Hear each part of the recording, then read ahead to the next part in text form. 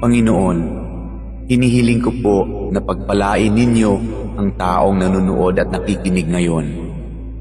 Pagkalooban niyo po siya ng mabuting kalusugan. Bigyang tugon ang kanyang mga panalangin ayon sa inyong kalooban. Loobin niyo po na magkaroon ng agarang solusyon ang problemang kanyang kinakaharap, lalo na ang problemang pinansyal at problema sa kanyang karelasyon at mga kaibigan. Ilayo niyo po siya sa tukso ng kasalanan at lahat na uri ng kapahamakan.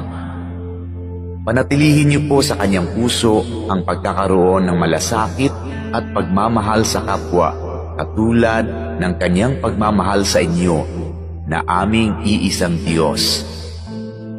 Ito ay aking hinihiling sa pangalan ni Jesus. Amen.